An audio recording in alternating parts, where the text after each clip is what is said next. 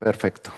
Bueno, am, ya estamos cerca de la recta final del trabajo de Grothendieck. El trabajo de los últimos dos trabajos de Grothendieck es persiguiendo stacks y los derivadores. Eh, para esta parte, lo que quisiera abordar es lo que es la definición de stack. Entonces, voy a poner la respectiva referencia de lo que de esta parte del trabajo de Grothendieck, que se llama Pursuing Stacks.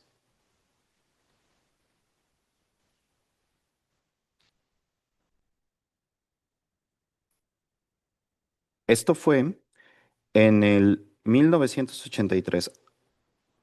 Y otra cosa que que quería comentarles, hoy es el cumpleaños de Daniel y pues me avisó que no iba a asistir, pero de todas formas, yo yo voy a dar toda la sesión del día de hoy. Espero que sea una sesión más o menos, corta, pero voy a ver si no se me escapa de las manos el tiempo. Entonces, vale, ¿en qué consiste este documento? Este documento primero empieza con una pequeña carta a Daniel eh, Quillen. Daniel Quillen es un matemático que que entre él y su grupo de álgebra estaban pensando en una teoría homotópica y tuvo cierta correspondencia con Grothendieck para poder aclarar sus ideas con respecto a lo que trata de definir como el grupoide fundamental. De hecho, lo que trata de hacer es definir lo que es el infinito grupoide. Ahorita vamos a abordar un poquito más de eso. Y lo que trata de hacer Grothendieck después es mediante la sublimación de lo que son de lo que son los espacios móduli, él define lo que son los stacks y después trata de ver una tipo abelianización de lo que es la teoría de homotopía, la teoría homotópica de tipos. Entonces, esa parte de la teoría homotópica de tipos vamos a estudiarla después, pero primero lo que quiero hacer es entrar en materia con lo que es o las nociones que se tienen con los infinitos grupoides. Porque en esta correspondencia que tuvo con Quillen, primeramente tiene las ideas iniciales, eso es muy Grothendieck, que tiene las ideas iniciales y después lo que hace es que formaliza estas ideas. Y lo que hay que tener en conciencia con esto es que en teoría de categorías siempre trabajamos con distintos niveles. Entonces, los niveles que trabajamos en teoría de categorías, en primer lugar, un primer nivel es el nivel de las categorías. Y cuando nosotros entramos en categorías, no se nos pide, no pedimos tantos axiomas para los objetos, pedimos más axiomas para los morfismos. Todo parece indicar que los morfismos es el epicentro de esta teoría. Después hay un segundo nivel. El segundo nivel es a nivel de funtores, que un funtor lo que hace es enviar objetos en objetos y después de tal asignación, envía morfismos a morfismos. Este es en un segundo nivel.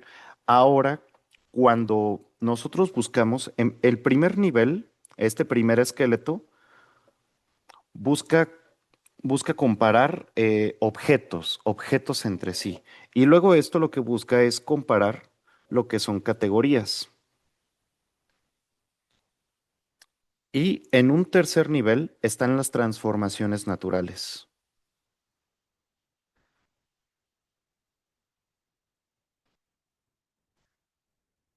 En las transformaciones naturales, lo que se busca al tener un par de categorías y un par de comparaciones, se busca comparar estas comparaciones. Y luego uno puede irse a un cuarto nivel que es comparar transformaciones naturales y así te sigues, así te sigues y así te sigues. Eh, estas posibles extensiones dan a lugar, le voy a poner aquí, extensiones de n-morfismos.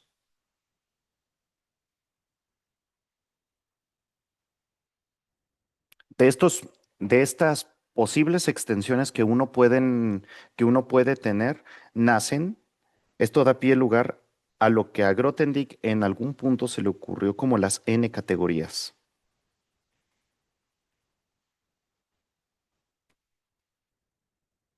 Y y lo que busca Grothendieck es no solamente es trabajar con estas n categorías como como una descomposición de algo. Y para ello, lo que hace es tomar el concepto de grupo y lo eleva a nivel de grupoide. Y ahora quiero abordar, ¿qué es un grupoide? Un grupoide es la generalización de lo que es un grupo. Un grupoide no es otra cosa más que una categoría. Voy a poner aquí, en este formato, le voy a poner definición. Un grupoide, digámosle G, es una categoría de la cual todos los morfismos van a ser isomorfismos.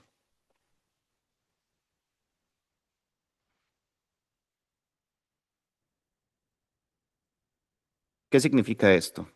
Que para cualquier flecha que yo dé, yo siempre voy a poder encontrar otra flecha que va del respectivo codominio al dominio de F, de tal forma que si primero aplico F y después aplico G, esto me da la identidad en A. Y similarmente voy a tener que si primero aplico G y después aplico F, voy a tener la identidad en B. Entonces, esto de aquí se le conocen como los isomorfismos. Y una categoría en la cual solamente hay puros isomorfismos se le llama un grupoide. Y esto es la sublimación de lo que se tiene de grupo. Porque si nosotros tenemos G, un grupo, yo puedo definir su respectivo grupoide. Su respectivo grupoide va a ser una categoría que le voy a denotar como G barrita abajo. Y esta va a ser una categoría cuyos objetos, de hecho, solamente va a ser un punto. El único objeto que se tiene es un puntito. ¿Y quiénes van a ser los morfismos? Los morfismos recuerden que van de objetos en objetos. Un morfismo del punto al mismo punto va a ser G y esto va a ser un elemento de tu grupo. De esta forma, lo que se tiene cuando yo compongo un par de flechas, G y H, lo que voy a obtener es una flecha que va del puntito al mismo puntito, pero esta va a estar dada por el elemento G por H. Y como sabemos, en un grupo siempre tienes inversos. ¿Qué quiere decir esto? Eh, que cuando yo tengo una flecha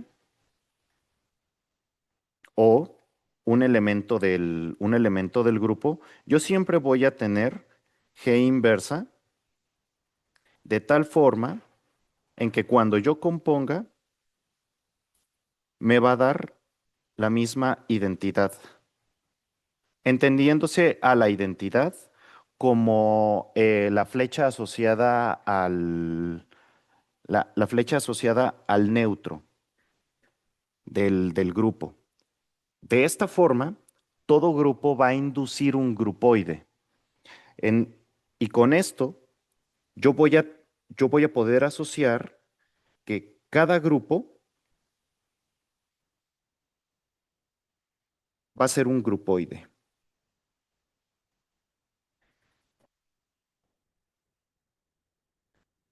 Y resulta que, bueno, uno puede mostrar que también no es cierto el recíproco, no es cierto que todo grupoide es un grupo y hay varios ejemplos. Entonces, este, uno puede ver que en los grupoides, aquí como todos los morfismos son isomorfismos, los topos se comportan los topos de Grothendieck, es decir, las topologías de Grothendieck, ujú, que recordemos que es un preas, una pregavilla, de tal forma en que lo que hace es a cada objeto le asignamos una colección de cribas en X. Pero cuando se trata de topologías de Grothendieck en grupoides, la cosa se hace muchísimo más trivial porque cuando nosotros tenemos una criba, esta va a ser la criba maximal. Recuerden que las cribas funcionan como como los abiertos en las topologías de Grothendieck. Sí y solo sí, S contiene isomorfismos. Y como estamos hablando de grupoides, aquí lo que va a suceder es que toda criba que no sea vacía va a ser la criba maximal. Entonces, lo que tenemos aquí es que todo se va a trivializar. Es si nosotros vamos a tener que solamente va a haber dos topologías de Grothendieck en este caso, que es la topología vacía y la topología que solamente tiene la... Ah, no, perdón, no existe topología vacía. Solamente va a existir una, que es la topología que tiene la criba maximal. Y pues, y pues ya con eso, lo que hacen, cómo se comportan las topologías de Grothendieck en grupoides es que todo colapsa. Todo va a colapsar porque es una estructura categórica bastante simple y solamente se le puede asociar una topología de Grothendieck. Para ello, lo que mucha gente hace, los topos en grupoides llegan a ser triviales en este caso. Pero lo que la gente hace para para considerar topos en este tipo de categorías es que se consideran topos, lo que sé que eso significa, topos de acciones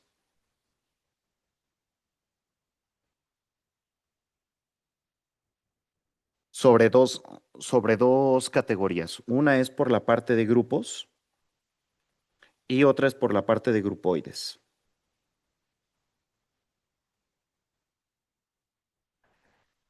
Y pues hay un comentario que quiero hacer, que si es que están familiarizados con el término localización de categorías.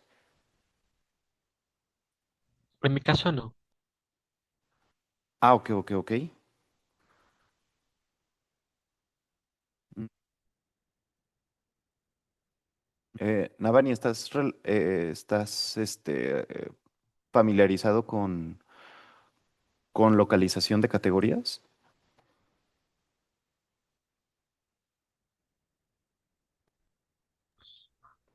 Aquí dice en el chat que sí. Ah, no estoy viendo el chat. Ajá. En modelos de Quillen, dice. Ya, sí. Sí, la localización de las categorías es tomar una clase, si tú tienes C, una categoría y S, una clase de morfismos. Esta idea viene totalmente inspirada del álgebra. En el álgebra existen unas cosas llamadas localizaciones y tú tomas un conjunto multiplicativamente cerrado de un anillo y lo que buscas es generarte otro anillo de tal forma en que este conjunto de elementos sean invertibles. En el caso de las categorías es lo mismo. Tú buscas Tú tienes una clase de morfismos y buscas generarte una categoría donde todos esos morfismos se conviertan en isomorfismos. Y de hecho, esto está axiomatizado, se puede calcular, pero a tal categoría la vamos a denotar de esta forma.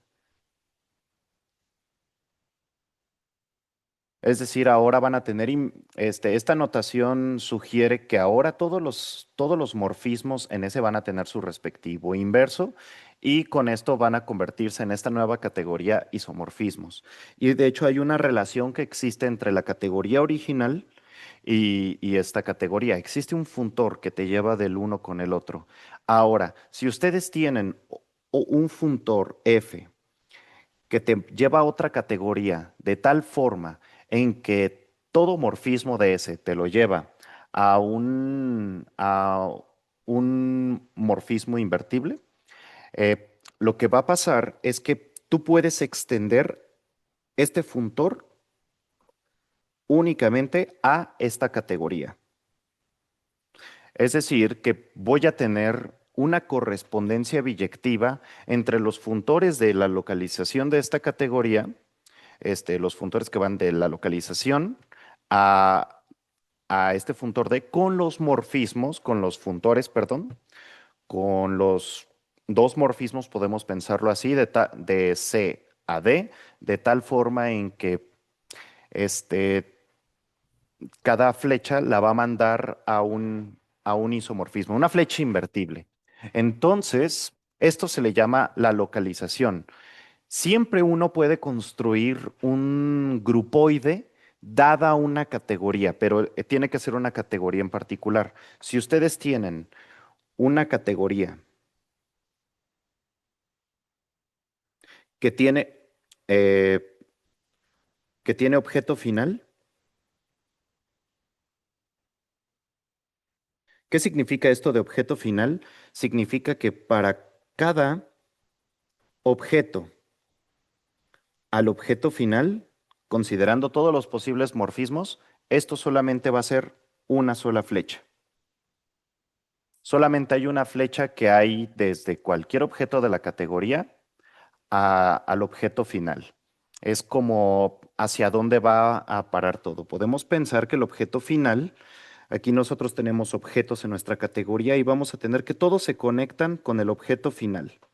Todos se conectan con una única flecha al objeto final.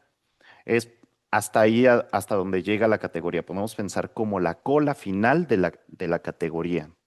Y pues, si nosotros este, denotamos de esta forma a todas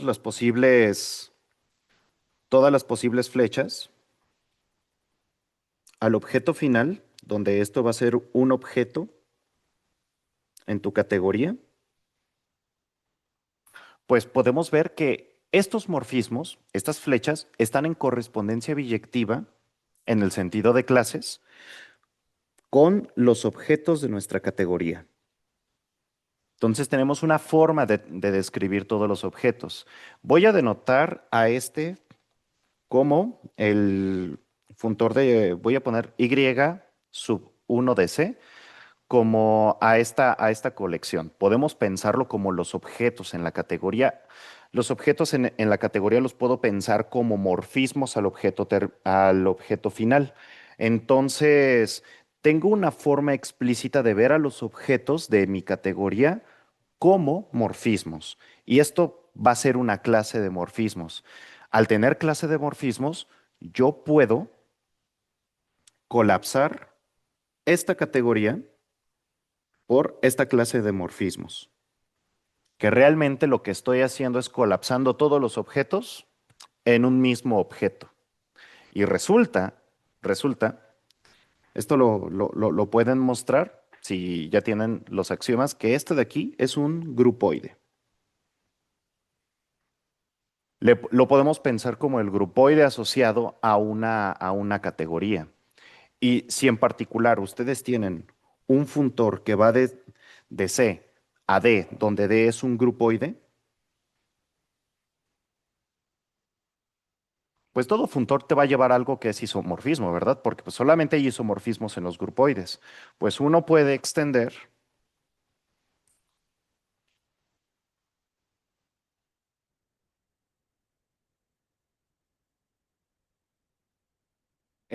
cualquier funtor que va de acá a acá. Entonces, si yo considero la categoría de grupoides, este, yo puedo tener que los morfismos, eh, le voy a poner así, en CAT, que va a ser los morfismos en la categoría que consiste de categorías, van a ser los funtores que van de C en un grupoide, pues estos van a estar en correspondencia biyectiva con los morfismos de grupoides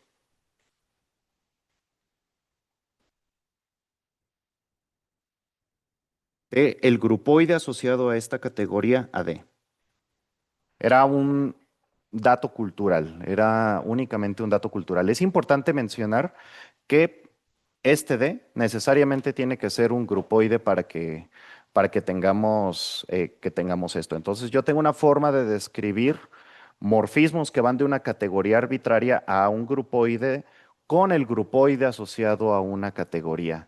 Estas son ideas que se me acaban de ocurrir hace como unas 2 o 3 horas, pero si todo resulta de la localización, como que lo que hacemos en esta categoría, cuando hacemos la localización, es colapsar todo a un punto, podremos pensarlo así. ¿Por qué? Porque ahora todos los objetos van a ser isomorfos.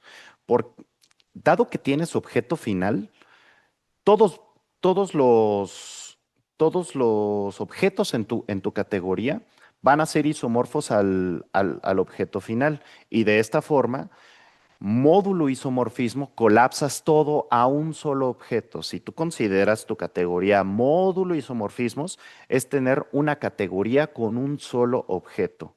Es muy parecido a tener un grupo. Entonces, este es solamente un dato cultural.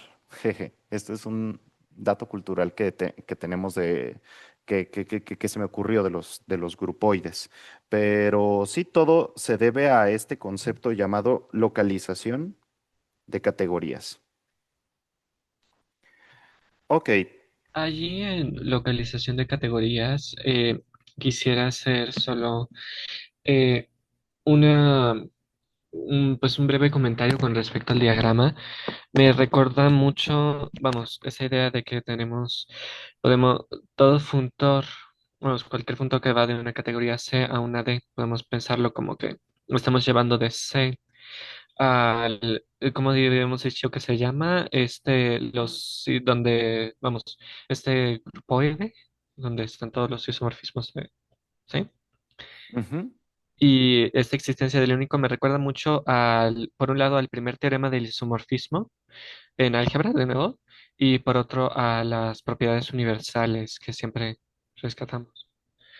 Que, bueno, pues, usualmente cuando empezamos a ver grupos y anillos y demás, se empieza a introducir también, o bueno, algunos textos se empiezan a introducir propiedades universales. Nada más eso. ujú. Sí, las propiedades universales salen del hecho de poder describir morfismos.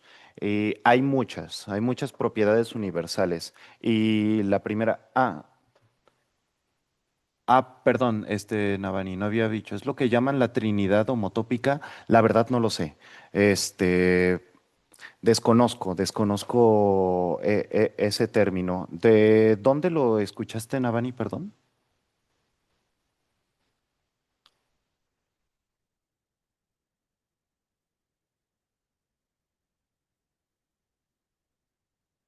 Por un físico. Órale. Oh, no, no. La verdad desconozco si lo llaman de esa forma, pero mm, bueno, no, la verdad lo desconozco. Te,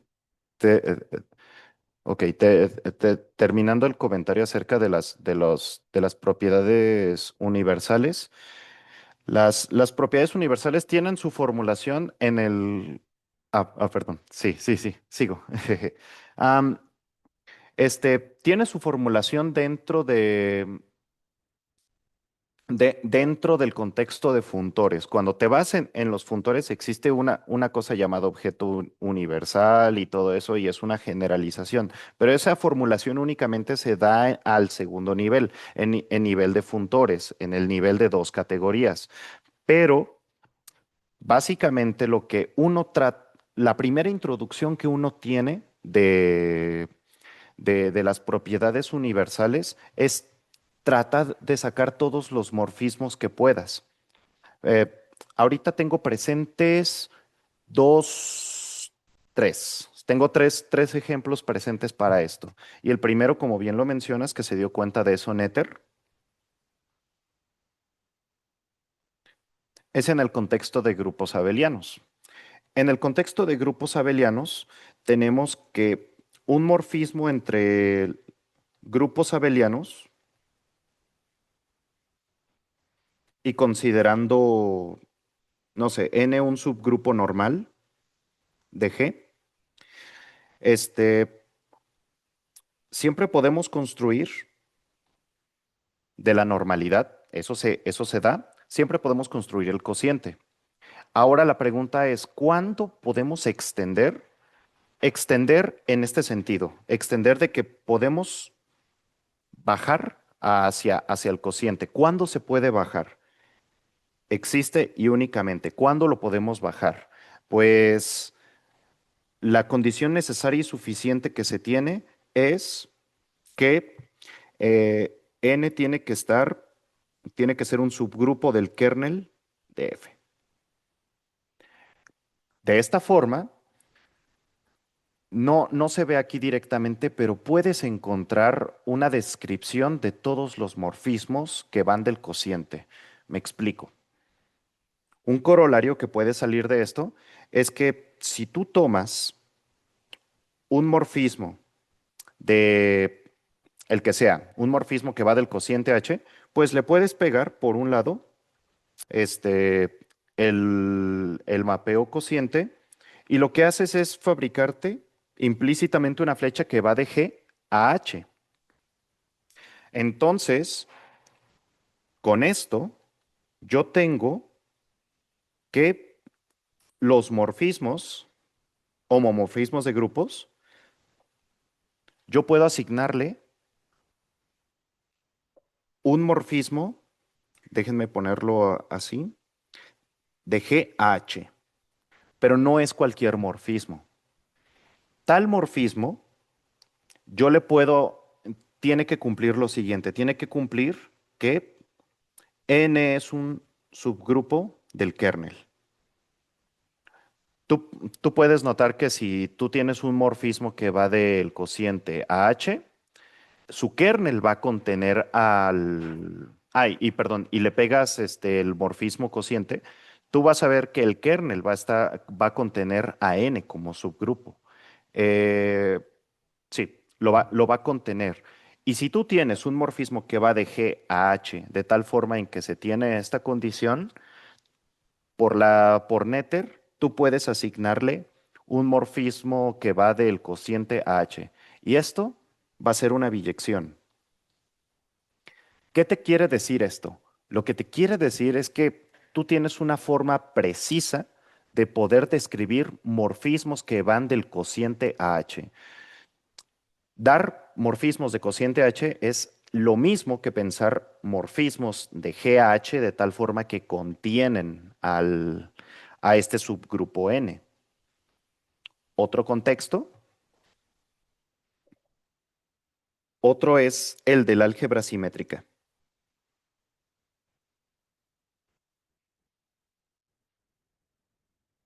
De hecho, esto se puede para álgebras tensoriales, pero bueno, cuando tú consideras un módulo M, un A módulo, que tú lo puedes pensar como espacios vectoriales, pero con coeficientes en un anillo, uno le puede asociar una álgebra llamada el álgebra simétrica. Esta necesariamente va a ser conmutativa, pero cumple esta propiedad universal. Esto va a ser una A álgebra.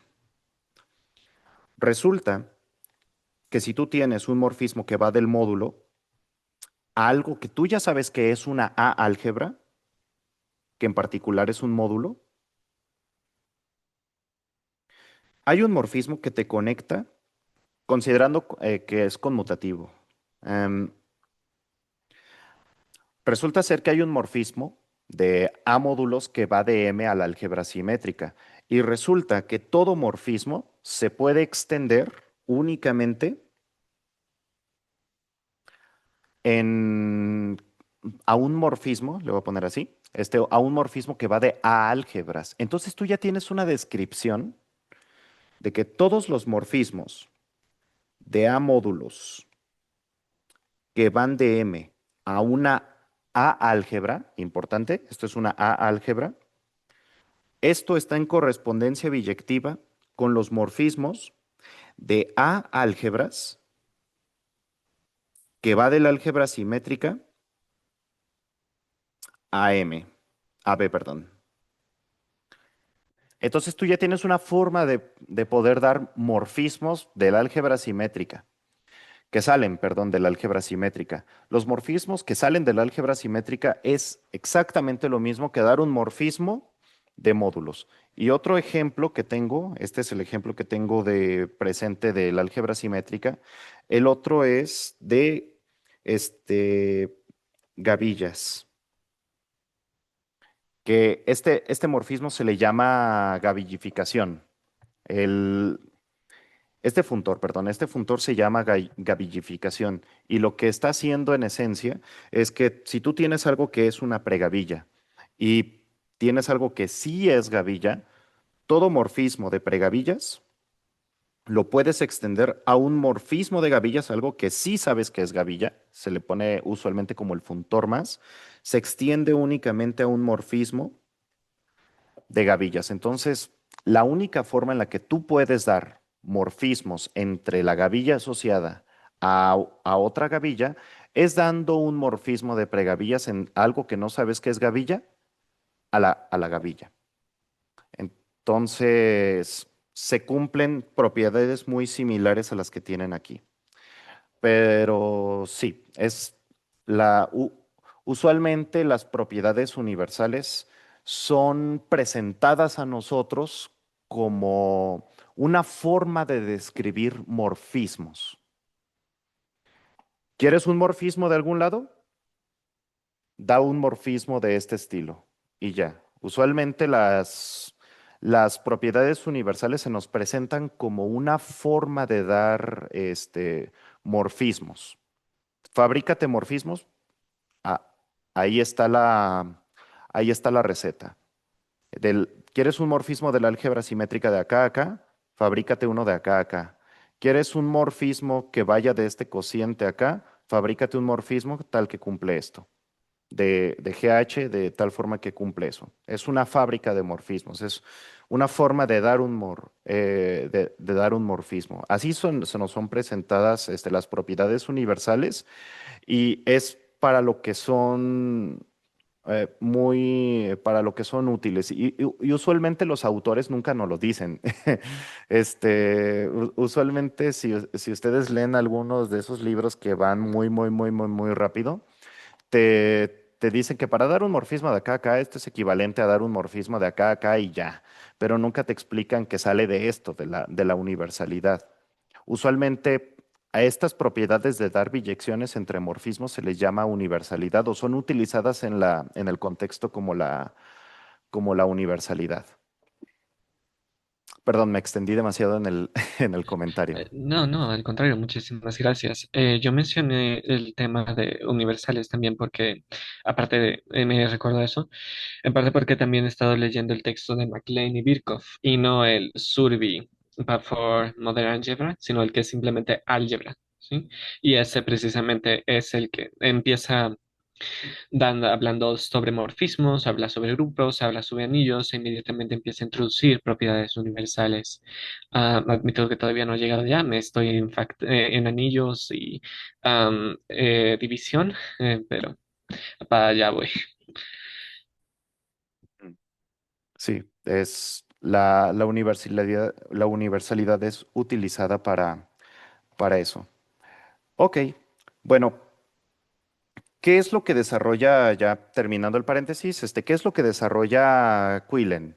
Quillen lo que desarrolla, él en conjunto con sus alumnos, desarrollan, gracias a a la correspondencia que tuvo con Grothendieck. eh, Aquí soy algo ignorante soy muy ignorante en el tema, porque intenté leer de teoría homotópica de tipos de Quillen y fallé rotundamente.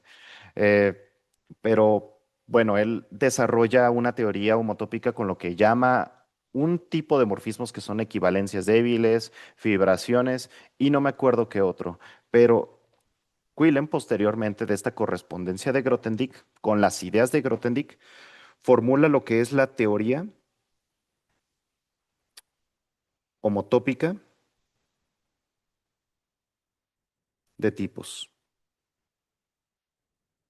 Y esto es gracias a esta correspondencia que tuvo con Grothendieck de estas discusiones que se tuvo con el infinito grupoide o grupoides. Entonces, el objetivo de esta sesión es poder definir lo que es un stack. Lo que en esencia es un stack,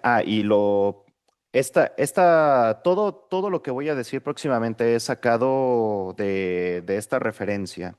Se llama Stacks for Everybody. Entonces, lo que, lo que hace, lo que hace esta persona es que yo llegue a compactificar toda la información que se sabe de Stacks y su propósito es dar una definición y ya.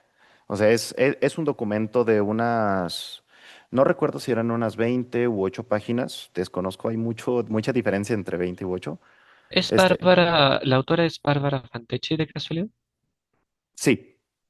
11 Ujú. páginas, sí, vamos, lo acabo de buscar. Ah, ok, sí. Y da una descripción precisa de lo que es un stack algebraico, que es lo más, es algo mucho más grande que lo que se tiene en el móduli. Podemos pensar a los módulis como stacks, pero es por esta descomposición que se tiene. En esencia, lo que es un stack es una categoría que tiene una descomposición en grupoides. Me explico. Sabemos que cuando yo tengo un cubriente, perdón, voy a utilizar Y para los cubrientes. Cuando yo tengo un cubriente, yo voy a tener una descripción del espacio Y mediante las fibras de X. Cuando tengo a, a P, un cubriente, yo voy a poder tener una descripción de Y en términos como una unión disjunta de puntos que está indexada en puntos en X de sus respectivas, mala anotación para esto, voy a ponerle X chiquita, ah, de sus respectivas fibras. Y estas fibras van a, van a ser un conjunto discreto, como que estas fibras están separadas en ciertos niveles. Lo que yo obtengo con un cubriente es que puedo tener una descripción de este espacio Y mediante puras fibras, y déjenme utilizar esta palabra, fibraciones. Tengo algo más grande que X, pero descompuesto en fibraciones. El ejemplo más claro que se tiene de cubriente, que este es dibujadito, es la recta real, y déjenme dibujarla de esta forma. Este es el espacio y el círculo. Este es el espacio X.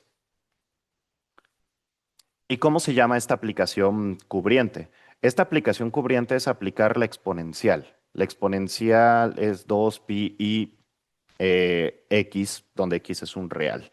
Y lo que ustedes obtienen es que le enredando, están enredando toda la recta real sobre el círculo. De esta forma, ¿cómo yo puedo describir a la recta real? La recta real, pensemos en un punto en X. ¿Cuáles son sus preimágenes? Sus preimágenes va a ser este punto, este punto, este punto, este punto. Considerándolo como un subespacio de la recta real, esto va a ser un subespacio discreto. Entonces, yo tengo una descripción de todo lo que es la recta real mediante, podemos pensarlo así como traslaciones. Podemos pensarlo que tenemos una descripción de, de la recta real mediante cachitos. ¿Por qué? Porque aquí tengo los respectivos de acá a acá, son estos, y cuando me voy acercando, voy a tener que estas son sus respectivas preimágenes. Cuando me voy acercando voy a tener un semi-intervalo, y ya con eso estoy capturando toda la información que se tienen de la recta real, viendo la recta real como una unión de semi-intervalos, y va a ser una unión disjunta.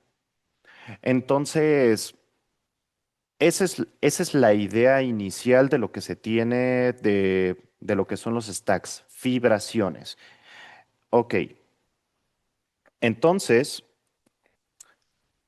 para nosotros ir asociando lo que es una fibración, aquí lo que yo estoy teniendo es un espacio sobre X. Es decir, voy a tener una aplicación continua. Sé que dije cubriente, pero en particular es una aplicación continua. Entonces, voy a decir que, voy a poner aquí, definición, una categoría sobre otra categoría. Esta categoría va a estar fija, G va a ser una categoría fija. Es una categoría X con un funtor asociado. Entonces, perdón, me hizo falta poner esto, con un funtor. Y con esto ya estoy elevando las ideas anteriores que se tienen en espacios topológicos a un nivel categórico, al lenguaje que se tiene de categorías y funtores. Y, y vale, de esta forma, si yo tengo S, un objeto de G, voy a denotar de esta forma los objetos, voy a decir que E, que va a ser un objeto en X, es levantamiento de S si cuando yo aplico el funtor a este E, me da S. Entonces yo puedo tener muchos objetos que vayan a un objeto S, porque puedo tener varios levantamientos. Puede ser que yo tenga muchos objetos que van a parar al mismo objeto S, mediante este funtor pi. Entonces, vamos ahora a considerar, dada todos estos levantamientos, vamos a considerar una subcategoría de X considerando todos estos levantamientos. Entonces,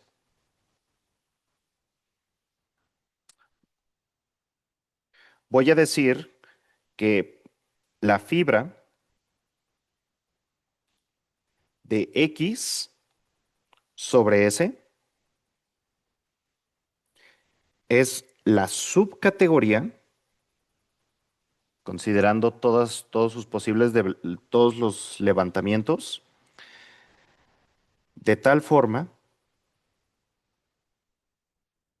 que si ustedes tienen un par de levantamientos, E y E', los morfismos aquí van a consistir de las Fs de tal forma en que cuando ustedes aplican el pi, esto tiene que ser la identidad en S.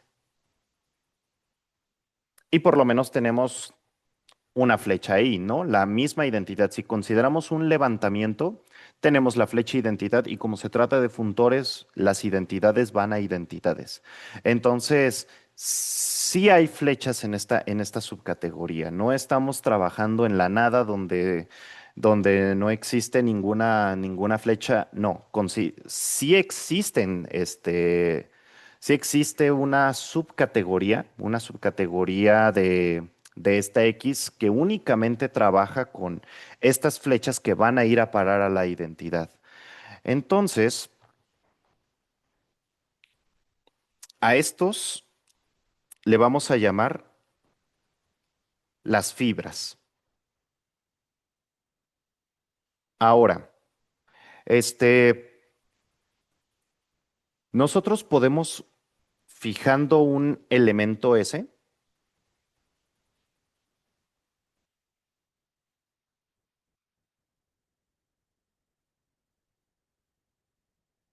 decir elemento es una forma de decir que voy a trabajar con un objeto. Yo puedo dar una subcategoría de la categoría de categorías, de CAT, y se le denota, perdón, de esta forma. ¿Quiénes son quiénes son los objetos? Pues los objetos van a ser elementos no, perdón, no, es una subcategoría de la categoría G. Me disculpo. Sí, sí, sí. Yo estaba pensando en otras cosas. Donde los objetos van a ser los morfismos, estos son morfismos en G, que van de un elemento, de un objeto en tu categoría G a S, y los morfismos, considerando un par de objetos, van a ser morfismos de T a T' de tal forma en que este diagrama resulte ser conmutativo. Entonces, yo ya estoy considerando una categoría diferente, de tal forma en que considero las flechas como objetos y considero a los morfismos como igual, como flechas. Entonces, yo aquí estoy formulando una categoría de tal forma en que tanto objetos como morfismos van a ser flechas. Entonces, esto me permite pensar que a esta categoría la puedo pensar, puedo pensarlo a los objetos como flechas y, y ya, y ya. Iba a decir al revés, pero no, definitivamente no, porque necesitamos codominio S. Y una pequeña observación que uno puede hacer es que cuando estamos en el objeto final, uno puede mostrar que esto es exactamente lo mismo que que la categoría G. ¿Por qué? Por lo que mencioné anteriormente, cuando ustedes piensan en morfismos hacia el objeto final, es lo mismo que pensar en objetos. Entonces, pensar en objetos o pensar en morfismos en el objeto final es exactamente lo mismo. Y pues los diagramas pues siempre van a conmutar cuando se trata del objeto final. Si ustedes toman un X y un y el objeto final en esta categoría, pues siempre que ustedes puedan pintar o puedan establecer una flecha que va de X a Y, le pueden pegar esta y siempre va a conmutar este diagrama. ¿Por qué? Porque por este camino de que primero X y luego Y y luego hacia el uno. Recuerden que que solamente puede haber una sola flecha que va de cualquier objeto al, al final. Entonces, necesariamente tiene que ser esta. En otras palabras, estoy diciendo que este camino y este camino son exactamente el mismo por ser objeto final. Entonces, conclusión, cualquier flecha que ustedes puedan poner, le pegan la flecha asociada al objeto final y siempre va a conmutar este diagrama. Entonces, pensar en morfismos es lo mismo morfismos en estos diagramas es lo mismo que pensar en morfismos. Entonces, siempre que nosotros tratemos de hacer una categoría desplazada, usualmente se le llaman de esta forma, categorías desplazadas por un objeto. Cuando ustedes desplazan por el objeto final, realmente no están haciendo absolutamente nada. Entonces, vale, en esencia, es esta categoría. Ah, ok. Ah, Preguntan en el chat si entonces los stacks son haces de categorías. ok, ok, ok. Mm, en cierto sentido, sí. Ajá. En cierto sentido, sí, porque el spoiler que se tiene es que un stack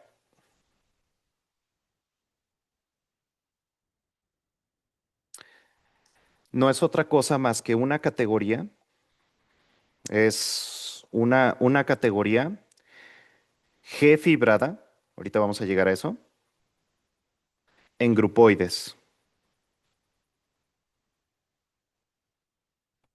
Este, es decir, que vamos a tener un montón de fibraciones, vamos a tener flechas como las que mencioné arriba. ¿Cómo le llamé?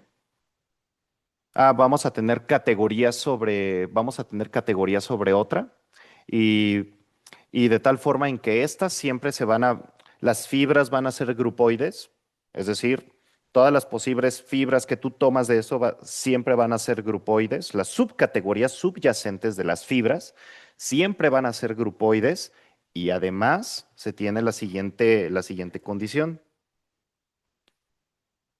perdón, se tiene que los isos y se cumplen dos cosas. Los ISOs en esta categoría forman una gavilla o un as y de tal forma en que todo dato descendiente, esto es un poquito técnico, pero realmente tú puedes pensarlo en las condiciones de cociclo, que todo dato descendiente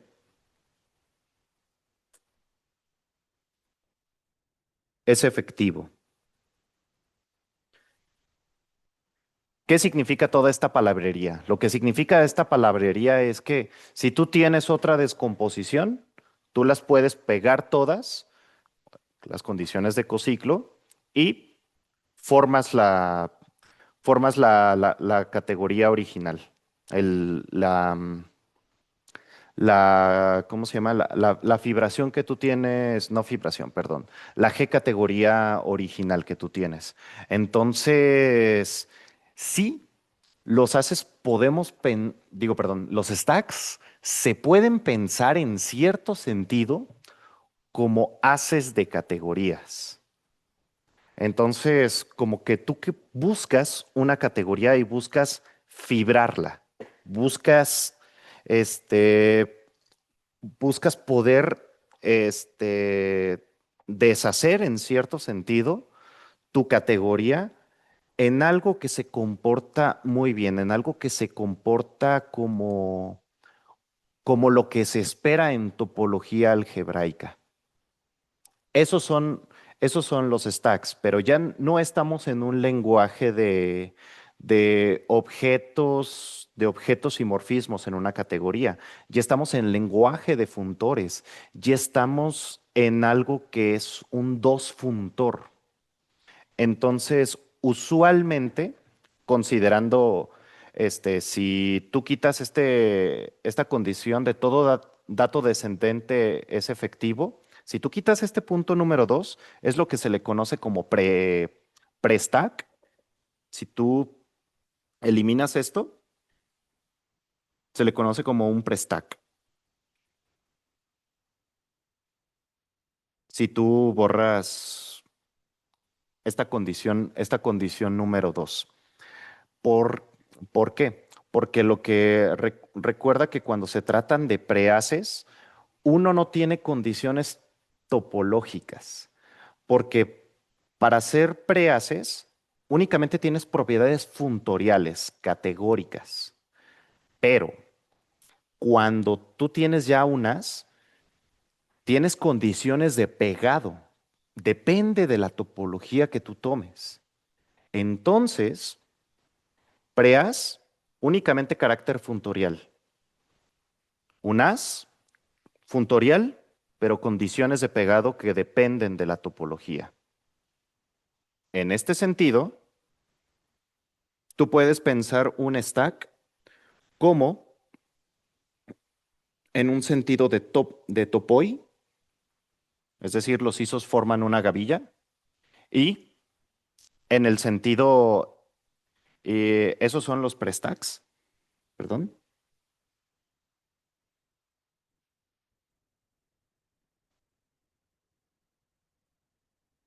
y los stacks es en un sentido de pegado.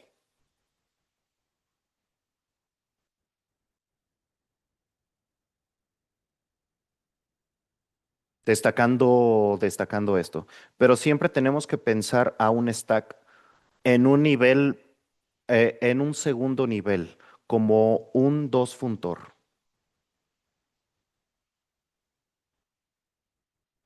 Y, ay, perdón, pegué con el micrófono.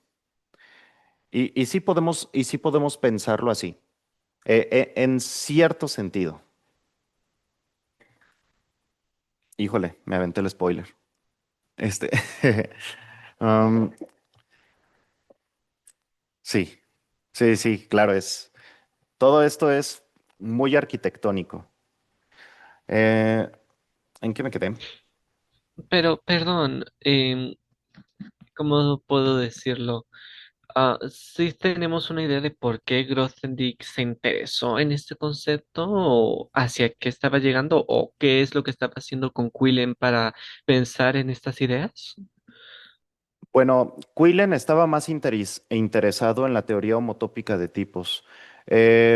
Lo que trataba de hacer Grothendieck en Stacks es algo independiente. Lo que estaba tratando de hacer Grothendieck en los Stacks es tratar de encontrar un ambiente más amplio en donde tú puedas encontrar los módulos de muchos funtores.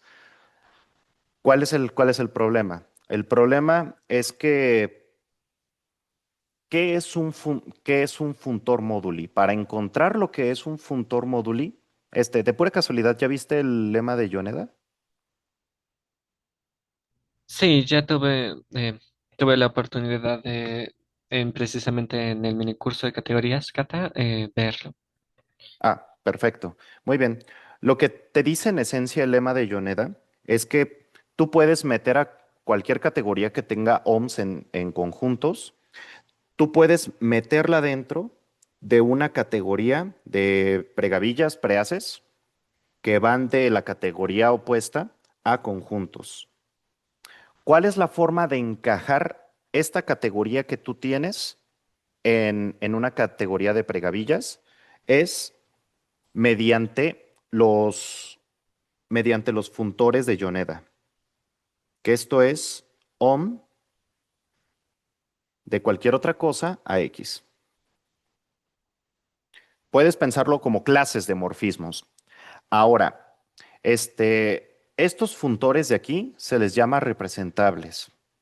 Si bien no es cierto que si tú tienes una pregavilla,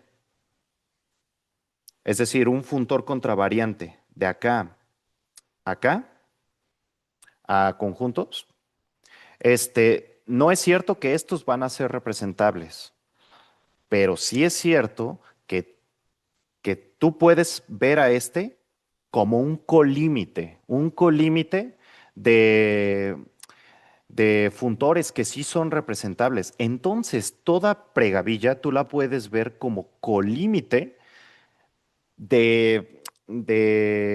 sí, como colímite de objetos en tu categoría C. Por eso, la notación francesa que tienen aquí es de que este de aquí es la completación. Es la completación de tu categoría y este es en un sentido de límites y colímites. Hay un concepto categórico que se maneja igual en este segundo nivel, en el nivel de funtores, que es de límites y colímites y lo que tiene tu categoría es que quizá no tenga límites, límites pequeños en algún sentido, pero la categoría de pregavilla sí.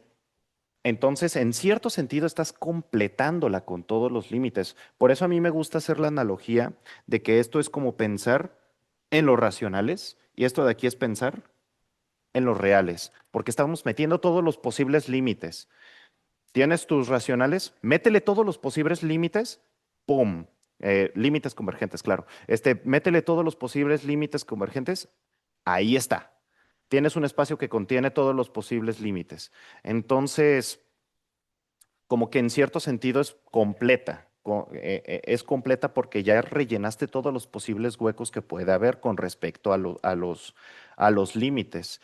Y resulta que considerando esto, un funtor moduli en la categoría de esquemas, voy a poner así, de schemes, un funtor, un funtor que va de acá a acá, se llama funtor moduli.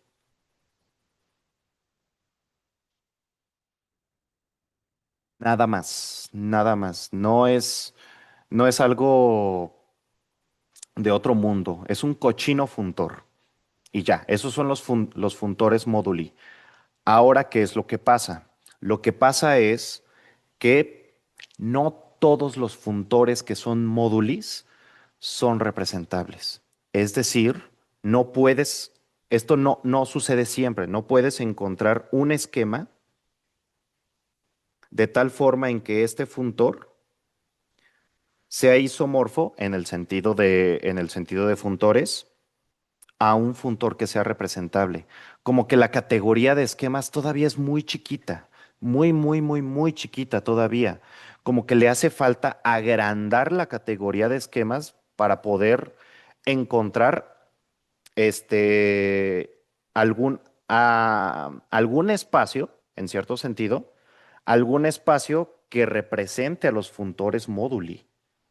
Y por eso mucha gente, los stacks en cierto sentido, va a ser una ampliación que se tiene de la teoría de esquemas. Porque estamos haciendo la categoría más grande de tal forma en que algunos funtores selectos que se tienen dentro de la geometría algebraica sean representables por un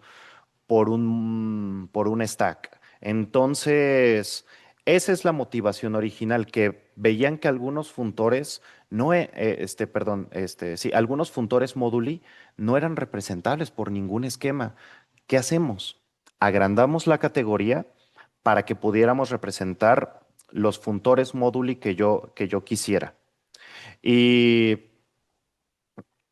y ese fue el motivo por el cual se inventaron los stacks. Pero al ver las propiedades que tenían algunos espacios móduli, que estos se podían descomponer en vibraciones y todo eso, lo que hizo Grothendieck fue que, ok, se me ocurre poder tomar esta idea de lo que es un móduli y llevarlo al siguiente nivel, al nivel de dos categorías. Y de ahí nació esa idea. La idea de un stack es poder representar algunos funtores móduli. Y, y ya, es como pensar de si, ok, no tengo, tal vez, deja borro esto, tal vez en mi categoría C no puedo encontrar todos los funtores representables, pero la puedo meter dentro de una categoría aún más grande y ya voy a poder para algunos funtores ya puedo encontrar su respectiva representación. Todos estos de acá se llaman funtores representables. ¿Por quién? Por el objeto de la categoría que estás tomando. Estos son este es el funtor representable por X. Entonces, sí, eso es justamente lo que es la motivación de lo que es un stack. Ahora, continuando en la línea en la que estaba. Perdón, olvidé preguntar. ¿Todo ya más o menos claro?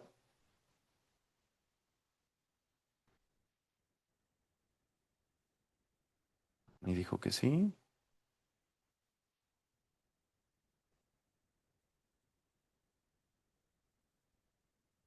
Am, Ernesto, ¿todo bien?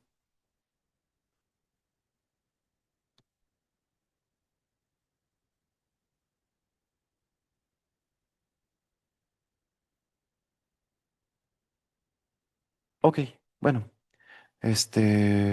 voy a asumir que todo bien. Jeje. Bueno, entonces,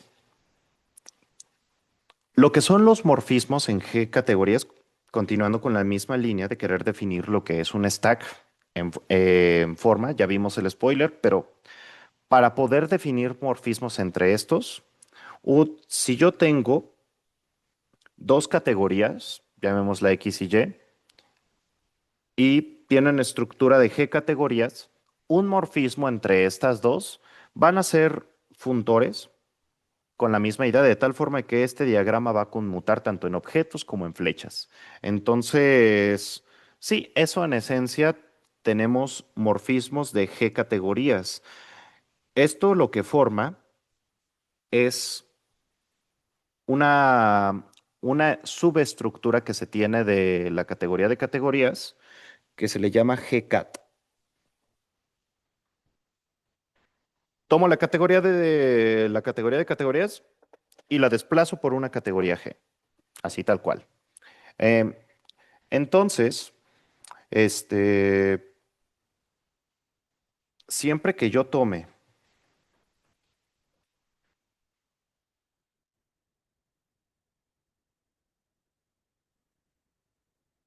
mm,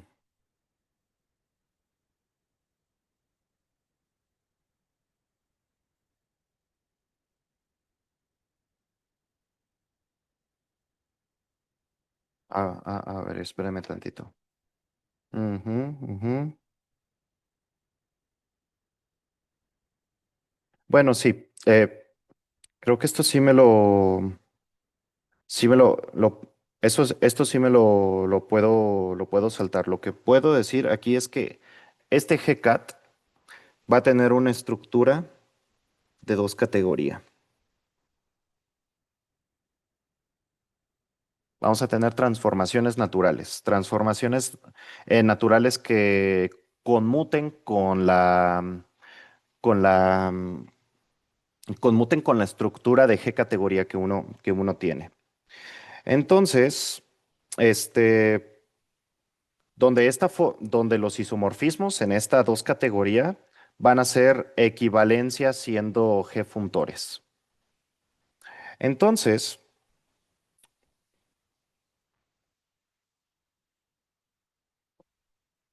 vamos a decir que una G categoría X es fibrada en grupoides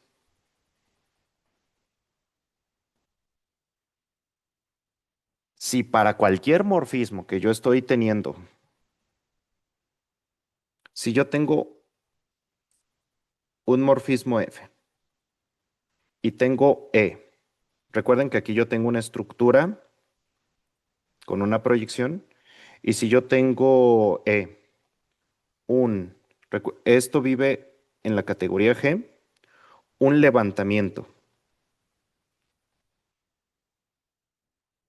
de S, pues yo siempre voy a poder tener, si yo tengo un morfismo de acá a acá, y yo ya tengo algo, un levantamiento de S. Recuerden que aquí estoy en la categoría X, aquí estoy en la categoría G y aquí tengo la estructura que tengo de G categoría.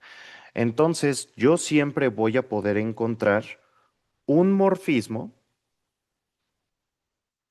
y este va a ser único salvo isomorfismo de tal forma en que me lleve que yo tenga un isomorfismo que conecte a este levantamiento de flecha con otro levantamiento de flecha, pero siempre teniendo base sobre la misma E, de tal forma en que mediante mediante la proyección, le va a llegar a este. Entonces, para toda flecha o toda flecha que yo tenga, lo puedo levantar únicamente a una flecha. Y pues resulta ser siempre, que siempre voy a poder tener, mm, ¿cómo, cómo poder decirlo? Es que si yo tengo una flecha, si tengo una categoría fibrada por grupoides, X fibrada,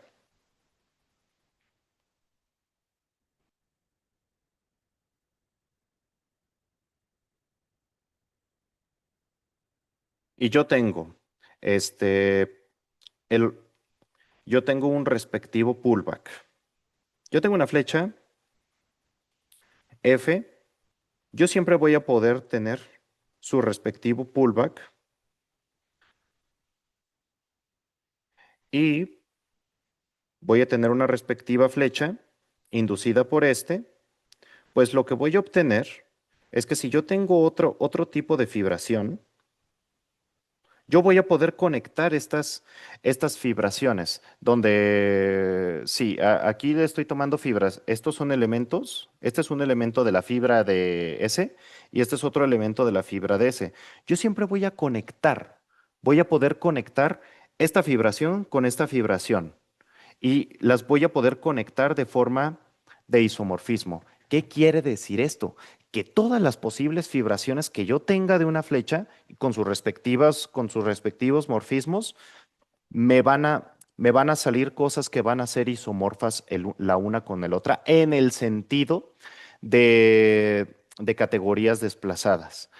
Entonces, entonces yo tengo una descomposición de X, bueno, más bien lo que yo voy a obtener es que voy a tener grupoides.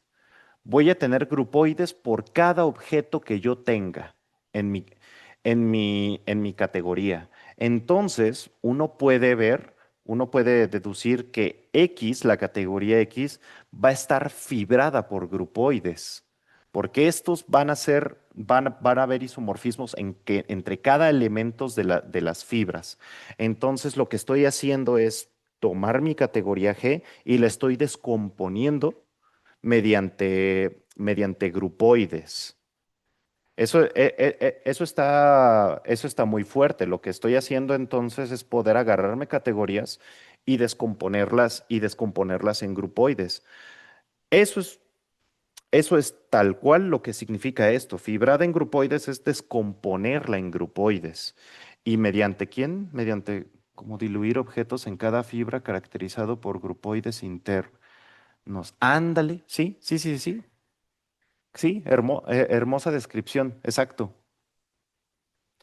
está caracterizado por sus grupoides internos y con respecto de cada fibra.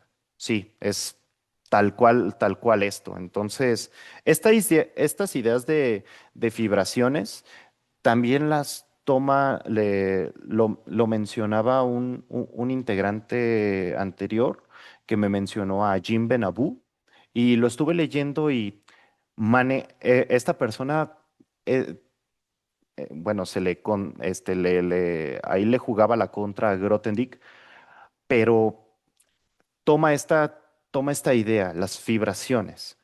Entonces, cuando uno habla del móduli, ustedes van a poder encontrar en cualquier charla de un espacio móduli, esto, la gente va a preguntar, ¿y sus fibraciones? Cuando ya tienes quién es el espacio móduli y sus fibraciones, porque ya tienes, ok, ¿cuáles son, cómo se descompone? Porque mediante estas descomposiciones en la topología algebraica, lo que hace una persona naturalmente después de ver todas las descomposiciones y la cohomología, ya llegaremos a eso, pero ahorita es paso a paso. Ahora, lo que, lo que quiero destacar es, ahora vamos a entrar de lleno en las dos condiciones de las, de las categorías fibradas por grupoides, perdón, de los stacks. Para poder definir lo que es un stack, voy a tener unas condiciones de unas condiciones de topoy y otras condiciones de pegado. Primero voy a entrar con las condiciones de pegado y luego ya voy a entrar en las condiciones de topoy, que si ustedes ya han tenido nociones de topos, hay una forma de formular lo que son los haces o las gavillas de una forma más general. No necesitas espacios topológicos ni nada de eso. Lo único que necesitas es ecualizadores, principalmente. Necesitas ecualizadores y ya. Ah, y productos. También necesitas productos. Pero de todas formas, en la categoría de conjuntos tienes todo eso, ¿verdad? O sea, sí, olvídenlo. En la categoría de conjuntos tienes ecualizadores y tienes productos. Entonces, hay una condición de gavilla o de as que es equivalente a que tengas un diagrama que sea ecualizador. Pero sí, eso es únicamente una nota mental. Este, pero va, primero empezamos con los datos descendentes. Entonces, vamos vamos igual a dar otra definición y tenemos X, una categoría fibrada en grupoides. Entonces, un dato descendente para X sobre S, que S siempre va a denotar un objeto en la categoría donde estoy fibrando, va a ser lo siguiente. Primero, van a ser una familia de flechas en G, sí, este, cuyo codominio sea S, SI, perdón, cuyo codominio sea S. Y va a ser elementos que estén en las fibras de SI. Vamos a tomar cada uno de estos elementos, cada uno de estos respectivos dominios, y vamos a seleccionar un elemento en su respectiva fibra. Y lo que vamos a tener, ah, eh, una, una anotación importante que aquí no he mencionado. Usualmente, dado que estos son isomorfismos, se utiliza esta notación, E sobre S. ¿Sí? Bueno, vamos a tener morfismos, cada uno en su respectivo, en su respectivo objeto en la fibra. Vamos a tener morfismos entre estos y estos, de tal forma en que tenemos las condiciones de cociclo. Es decir, que satisfacen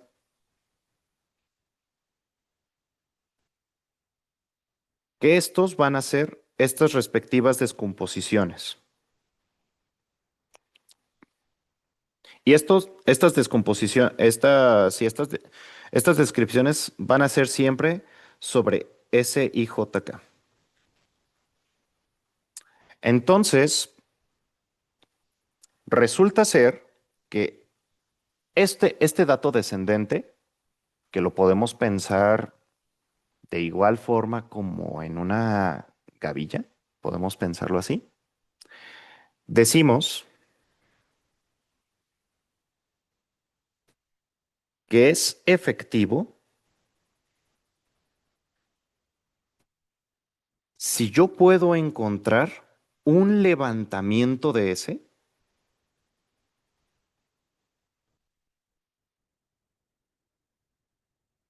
de tal forma en que, au, y en conjunto con otras cosas, con esto su respectivo levantamiento en SI, con los EI, estos van a ser isomorfismos, tales que alfa de IJ siempre lo vamos a poder ver como una tipo de descomposición, esto siempre tomando esta respectiva restricción, sea lo que eso signifique,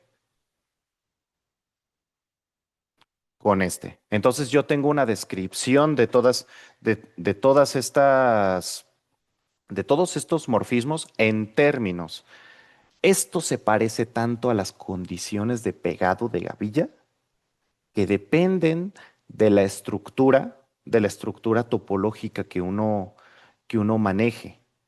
Esto suena a una gavilla, esto suena a un haz, y porque en efecto es la sublimación de lo que es el haz, solamente que ya no tenemos condiciones topológicas, ahora tenemos condiciones de cociclo donde lo que estamos haciendo es que estamos pegando levantamientos. Esto se parece tanto a un haz, a una gavilla. Y finalmente, considerando igual categoría fibrada en grupoides,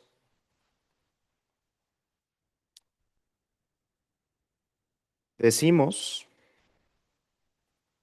que los isos forman una gavilla o un haz, sí, siempre que tengas levantamientos, tú vas a tener isomorfismos que conecten los levantamientos. Ay, perdón. Eso siempre sucede, ¿verdad? Si consideramos categorías fibradas en grupoides, siempre voy a considerar distintas fibraciones, elementos de la fibración. Estos van a ser isomorfismos. Aquí tengo el respectivo dato descendente de estos.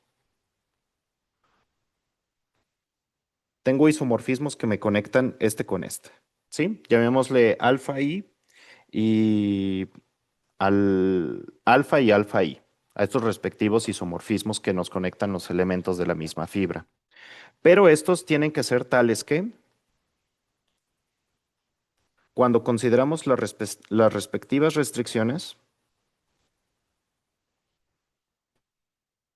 yo voy a poder encontrar uno grande. Ah, sí, perdón, este todavía no se tenía. Jeje. Ups. Solamente tengo estos de aquí, que son isomorfismos. Siempre voy a poder tener este isomorfismo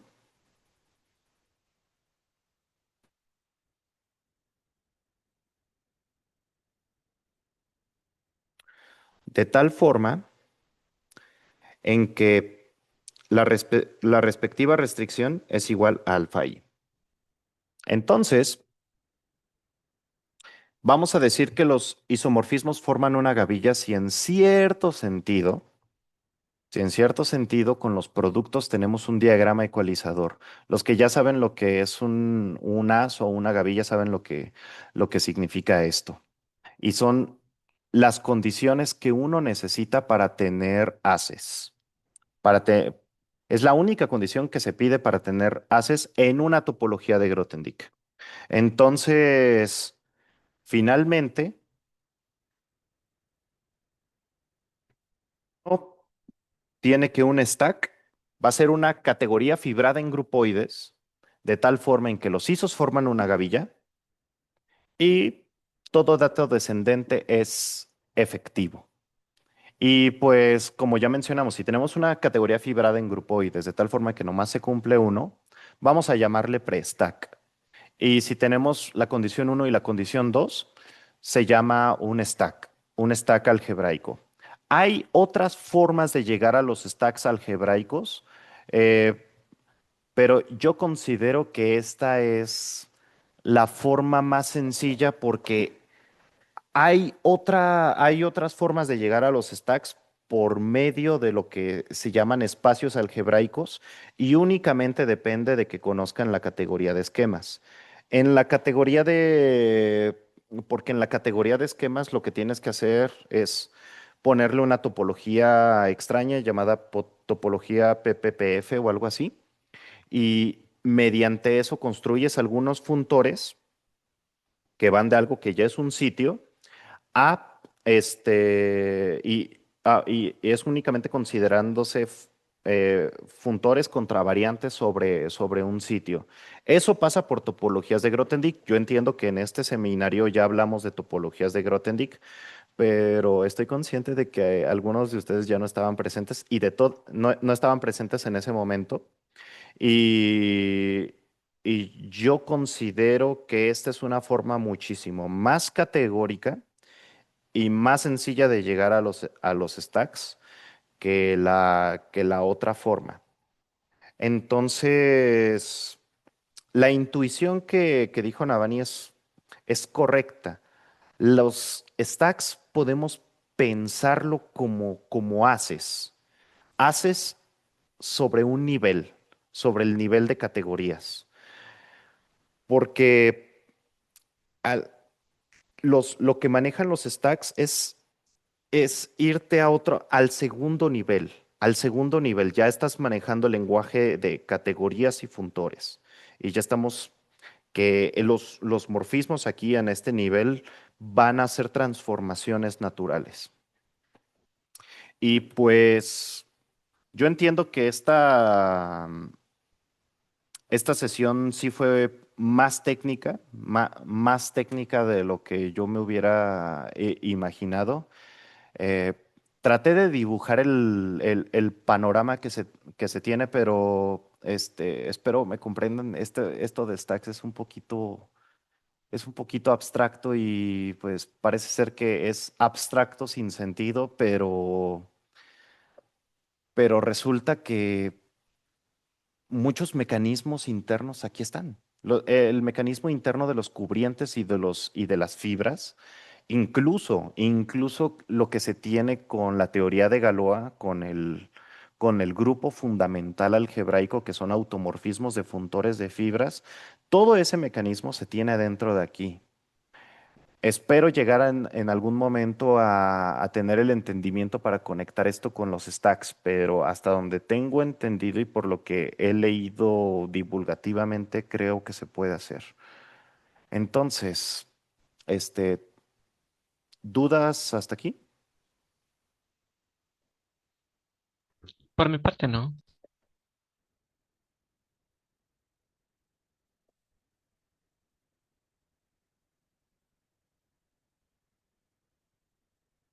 No sé si Navani tenga alguno. Mm, Todo bien. Ah, ok. Muy bien. Entonces, este, su... Ah, gracias. Muchas gracias, Navani.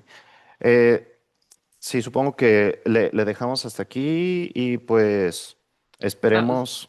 Ah, sí, dime. eh, Ajá. no es pregunta con lo anterior, es simplemente saber si ya mencionaron Coronel Lágrimas, que recuerdo que en sesiones pasadas dijeron que íbamos a hacer un breve comentario o algo por el estilo, o eso ya es para más adelante.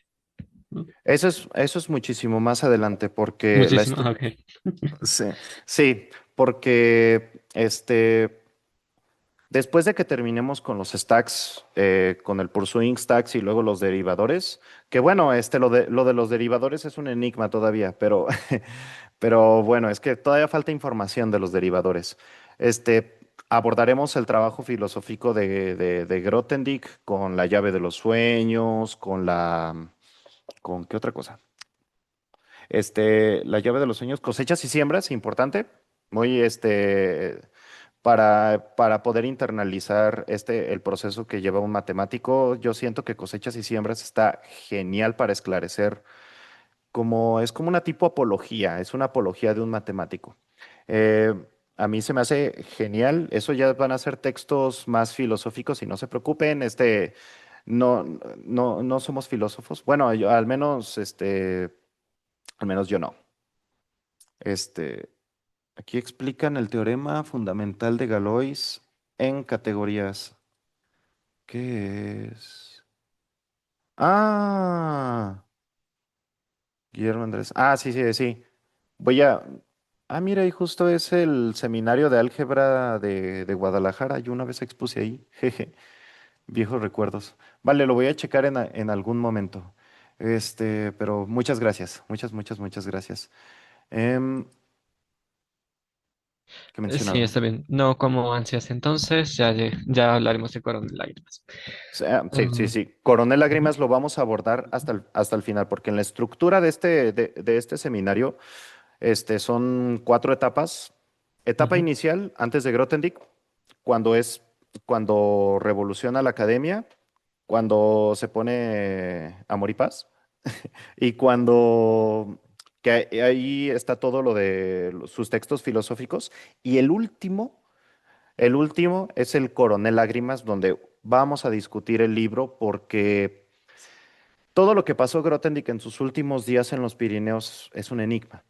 Es un enigma. No sabemos cómo lo pasó, pero lo que se me hace muy acertado que hizo Fonseca es suponer cuáles fueron los últimos momentos de Grothendieck.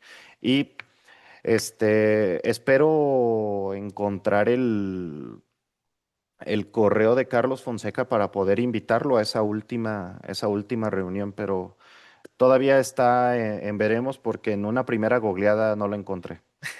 Pero voy a darme la tarea de buscar su correo para poder invitarlo en esa última sesión. Muy bien. Solo para ubicarnos en la cronología, dijimos, esta Pursuing Stack es en el 83. Para este entonces, mi pregunta es, ¿Grothendieck seguía en la academia en el Instituto de Estudios Avanzados de Francia o ya estaba en Montpellier? Porque hay un momento en el que Grothendieck decide abandonar el centro de investigación matemática, digo, centro en sentido metafórico de algún modo y se regresa a su alma mater en Montpellier. Mi pregunta es en qué momento estamos.